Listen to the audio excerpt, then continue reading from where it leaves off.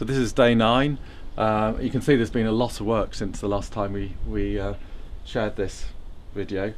The hands now I'm really pleased with. You've got a nice upward movement there with that hand, and this one is doing a very nice clasping movement, that there's something intriguing possibly inside the clenched fist, but it's not an angry clenched fist, it's a sort of confidently held closed fist. And the face, we've removed this massive lump that was up here that was really overbalancing it, but we've still got an awful lot here that we can work on. At the moment the themes are invisible forces, so we've got the idea that she's sending out a wish, so inside her head is some imaginary thought that's going forward, and the viewer will obviously is looking at here and having thoughts in their head. So I'm trying to connect through the pose the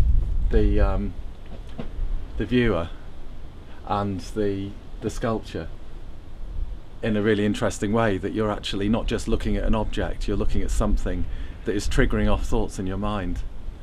So as a sculptor, you've got to get across the idea of A, the thought in the model's head, and B, the idea of her transmitting that force out into the universe. Yes.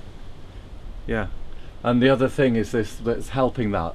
One is the pose that she's in, and the other is the fact there's going to be this swirling effect with the hair, and there's another invisible force, which is presumably the wind, that's blowing her hair around in the same line of force as the flow of the thought. Shall we have a quick look at the board over there to see what the hair's going to be doing? I'll try and zoom in on one of these pictures here. This probably shows it the best. We're going to have this idea of it, the hair coming across in a swirling way, and you can see she's actually looking as well. So there's the hand posture, there's the eyes, there's the angle of the face, and there's the hair, all working together to create a sense of movement and of something happening, which hopefully will stimulate the viewer to sort of think, yeah, this is interesting, something's happening here. So it could be an incredibly powerful piece of sculpture. That's the idea, yeah. With all these movements of energy, yeah, from the clenched fist over there to the open hand here, and with the hair swirling around as well. This is what I like about sculpture, because if it was actually in movement, there's no time to contemplate what's happening. But because this is almost captured in time, we've almost stopped time in this pose, and it allows people to have time to actually take their own time to be affected by it and get a sense of being nourished and being stimulated by something that they're looking at. Whereas if you're actually looking at somebody moving, then the moment passes. And what we've done here is we've captured the moment in time. I know that you've been working incredibly hard. You did a 11-hour day yesterday, and your levels of concentration are at a peak at this stage. Yeah, it's a difficult time. It's hard to keep a positive focus. It's easy to get annoyed by things that are slow. Just to have the patience to carry on at this point. There's times when I am getting quite just annoyed, really, when things aren't working and I'm having to go back with the face.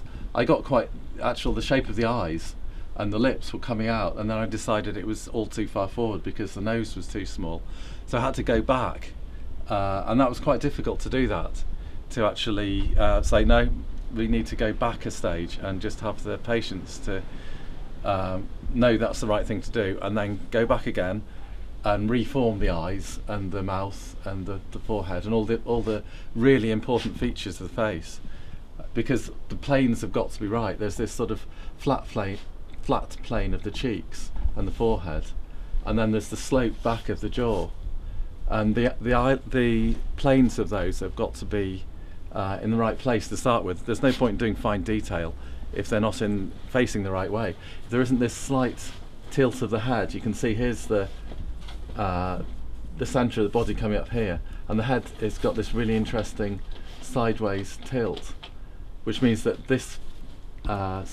this cheek has to be further back than that one, and it's all very precise, really, to have the right planes all working together. So that's the challenge of the day.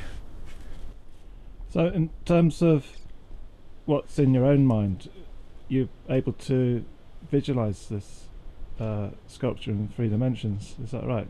Yeah, I mean, because I've been working with the pictures and with the actual real person, I can imagine this is a real person who's looking in this pose, and I am able. It's an interesting thing of actually, although I'm capturing a moment in time and an experience in time, I'm also, when I'm actually thinking about it in my head, it's a moving, a real person that I'm seeing. So if you close your eyes, can you actually see the whole of Kat's face in 3 dimensions? Yeah, yeah. Wow. And what I then have to do is to try and slow it down and stop, sort of freeze frame it in the right one, because obviously she talks and she laughs and she does all sorts of other things. So what I'm having to do is to find the moment that I want to capture and to put it into this, but I have to have the sense of a living person that moves to get the life into it, so it doesn't just become a frozen type, like a photograph, a snapshot. So it's actually got life inside it. I have to have a sense of the living person that I'm representing here. Excellent. So you're finding it pretty tough going at the moment then? Yeah, I think this is the point where it needs perseverance, and I'm having to really dig deep to get the motivation to actually just keep going and not just think, well, I'll just take a break, I'll just or even just give up, to be honest. Not even take, it's the point where I've put so much effort into it so far, that to actually carry it on, I'm having to use some other source of motivation than just the excitement of the beginning and getting the project started.